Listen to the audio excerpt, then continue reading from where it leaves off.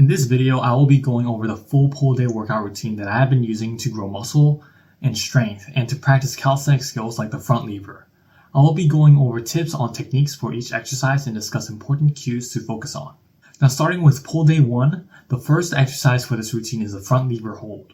When I first started training the front lever, the main exercises that I focused on to improve the front lever hold times were tucked front lever holds and single leg front lever negatives.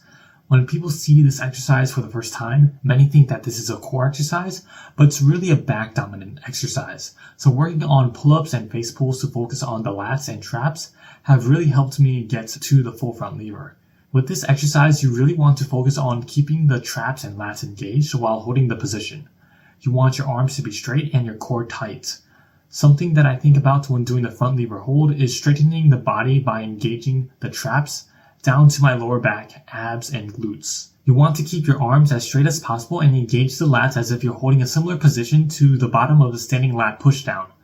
When doing this exercise, whether it's the single leg full front lever or the negative variations, I like to hang upside down vertically and feel my whole body stack on top of itself to keep a straight posture when lowering down into the front lever. For this exercise, the first set I do is a 20-second full front lever hold, then 2 sets of 25-second single leg front lever holds. Personally, for me, when I do this exercise right now, what I currently do is for the first set, I do 20 seconds for a full front lever hold, then 2 sets of 25-second single leg front lever holds. When you're first starting out, you're probably not going to be at this level. I would recommend the negative variation. For the negative variation, I will do these as a consistent amount of reps for 3 sets. How I used to train the front levers were 3 sets of 4 to 6 single leg front lever negatives. Now for the next exercise, we'll be doing the bent over barbell row. For this exercise, I use weightlifting straps so that my grip does not affect my performance during the lift. Training the front lever can sometimes be a bit grip intensive, so eliminating grip strength using straps for a higher emphasis on the lats helps a lot. I usually train barbell rows with a goal of muscle growth over strength. So I do a rep range of 8 to 10 reps. What I think about when I do this exercise is I keep a straight lower back and get into the bottom of Romanian deadlift. Then I lift the bar as quickly as possible until it reaches above hip height and try to lower it back down in a slow and controlled manner. To focus more on the rear delts on pull day 1, the next exercise is the single arm rear delt fly for 10 to 12 reps. For this exercise, I use the pec deck machine, and instead of using both arms for reverse flies, I sit sideways from the seat to switch it up into a single arm variation. This variation of reverse flies I find much more effective at hitting the rear delts since it gets a much stronger stretch at the start and it gives the added benefit of training a unilateral movement. Something to visualize when doing the single arm rear delt flies is to imagine swiping across a big pile of money and reaching as far as possible. The next exercise is the alternating curl. For this exercise, I prefer to go as heavy as possible where I can just about reach 6 to 8 reps. This should be your heaviest curling weight since you're able to cheat the form a little bit with this exercise. For this exercise, you really want to focus on supinating the arms when you get to the top and engage the biceps and minimize momentum. If you're going to cheat the form on the biceps, this is the time to do them. However, you should make sure that you're lowering the weight as slowly and controlled as possible. The next exercise is the incline curl, aiming for 10 to 12 reps.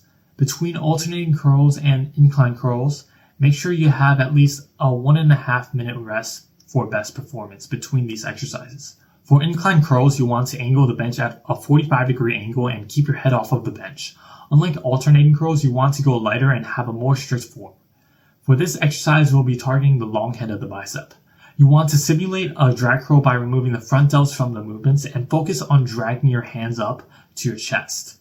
The next exercise is the lateral raise for 10 to 15 reps. I usually consider the side delts a push muscle, but the reason I'm doing lateral raises on a pull day is because my side delts tend to recover more quickly than other muscles in my body. For this exercise, you want to keep your legs shoulder width apart and lean slightly forward. Try to keep the arms as straight as possible and lift your arms until your hands reach above your shoulder. The reason I lean forward is so that the side delts can get a bit of an extra stretch at the bottom of the position, since the hands don't stop at the hips. The next exercise is the kneeling single arm pull down. This is a great unilateral lat isolation movement. I primarily do this exercise for hypertrophy, but I still try to go as heavy as possible within the rep range of 10 to 12 reps.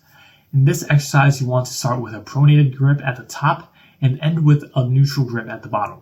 I like to really visualize the contraction of the lats when doing this exercise. One way to have this mind-muscle connection is by holding your lat muscles before or during the exercise to really feel the contraction.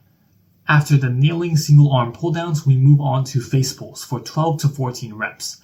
This exercise was popularized by Jeff Cavalier from Calisthenics, which is a great YouTube channel where I got a lot of fitness advice.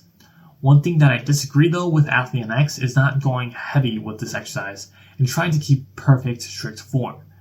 With this exercise, I usually lean back a little to keep myself from falling forward, and this allows me to go much heavier and put in a lot more effort, emphasizing the middle traps and middle back muscles much more than the rear delts. When it comes to the grip, make sure you're gripping the rope so that your thumbs are pointing backwards. This ensures that your shoulders are in external rotation rather than internal rotation. Moving on to the next exercise, we'll be doing cable rear delt pulls for 10 to 12 reps each arm. This is a unilateral rear delt isolation exercise, and some key things to focus on is keeping the arm straight and moving slow and controlled as you reach the top position. At the bottom position of the exercise, you want to make sure you're pulling as far down as you can, pulling the cable behind your back to get a good contraction on the rear delts. For the next exercise, we'll be doing cable wood chops for 12 to 15 reps to work on the obliques. For this exercise, you want a nice stable base, so start with your feet slightly wider than shoulder width apart and have an athletic stance with 1 foot forward and 1 foot back. For the grip, I would recommend first gripping the handle with the hand opposite of the side you'll be working. Then grip your hand that's holding the handle with the other hand. So if you're working your left obliques, grip the handle with your right hand, with your left hand gripping over your right. You want to really focus on the twisting motion of this exercise to emphasize the obliques in this movement by twisting your hands around your body as you move your hands from the high position to the low position. The next exercise is hanging leg spirals for 10 to 14 reps. This exercise will finish off the obliques, and to perform this exercise you want to have a wide chin-up grip, then pretty much do a leg raise but point your toes to favor one side. I like to alternate each side to work both sides of the obliques equally. If the straight leg variation is too difficult for you, you can start with bent knees for this exercise. Now moving on to pull day 2, we again start with practicing the front lever hold, or its best variation that we can do at the moment. After the front lever holds, this time we'll be doing weighted pull-ups with a weight that we can comfortably do 6 to 8 reps to strengthen and grow the lats.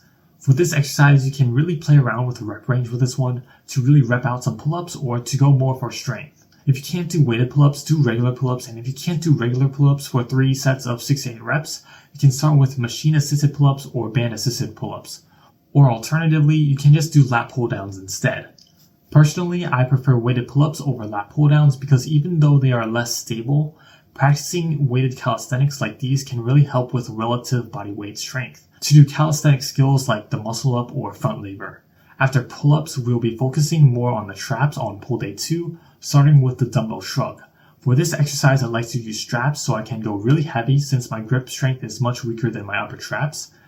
That being said, be careful not to overload this exercise too much. I'm currently using 80-pound dumbbells, and something that I'm really trying to focus on with this exercise is tempo. With this exercise, you want an equal tempo throughout the cycle of the movement. I try to do 1 second for the concentric, a 1 second hold at the top, then a 1 second eccentric movement with this exercise. The whole idea of tempo and timing for exercises is this idea of time under tension. I especially emphasize time under tension for shrugs because of how short of a movement path this exercise undertakes. This exercise focuses on the upper traps, and I typically do a rep range of around 12 to 15 reps. After the dumbbell shrugs, we'll be moving on to strict curls. As said in the name, you really want to be strict on the form with this exercise. The reason I do strict form is so that I can get a good isolation on the muscle that I'm actually working here, the biceps. The goal with strict form is to eliminate any compensations that are used in the exercise that doesn't involve the targeted muscle. To perform strict curls, you have to have your back and butt in contact with the wall as you lean back and emphasize a supinated grip. Then lift the weight with as quick of an acceleration as you can, then lower the weight back down slowly and controlled. I typically aim for 8 to 10 reps with this exercise for consistent progressive overload. After strict curls, I move on to reverse curls. Unlike many other bicep exercises, for this exercise you want to have a pronated grip with your palms facing down rather than a supinated or neutral grip to emphasize the forearms in this movement. To perform this exercise, you want to maintain a straight posture to minimize momentum and lift, hinging the weight about the elbow joint. For this exercise, I typically aim for 10 to 12 reps. To add a hypertrophy movement for the lats and upper back muscles, we will be doing seated cable rows. This exercise I like to go a bit heavy with a target rep range of 10 to 12 reps. What you're going to want to focus on in this exercise is a good stretch at the start of the exercise, then pulling the weight leading your elbows until the V-bar reaches your stomach. I'm using quite a lot of lower body support in this footage, but I'm also cheating the form a little bit, so if you want a more strict form with this exercise, you can use a lower weight and take the lower body out of the equation. After the seated cable rows, we'll be doing wraparound rows. This exercise is great for targeting the middle traps. If you have not done this exercise before, you will definitely feel the middle traps after doing this exercise. To perform this exercise, you want to have one arm over the other, switching the position every set or half set. You want your arms to be straight and cross your body. Then you pull as if you're doing a rowing motion and focus on contracting the trap muscles. The rep range I recommend for this exercise is 10 to 12 reps. The next exercises that we'll be doing after the seated cable rows will be the same as pull day 1. We'll be doing cable wood chops, lateral raises, and leg spirals for some extra side delt work and some work on the obliques. Now that was the full pull day workout routine that I use for strength, hypertrophy, and calisthenic skills. If you want to see my push day and leg day routines, don't forget to like and subscribe to support the channel so that you don't miss out on that. If you enjoyed this workout routine, you may also be interested in checking out the fitness app that I've been developing, Grin&Gain. Sign up for early access at Grin&Gain.com to track workouts and get insights into your workout routines.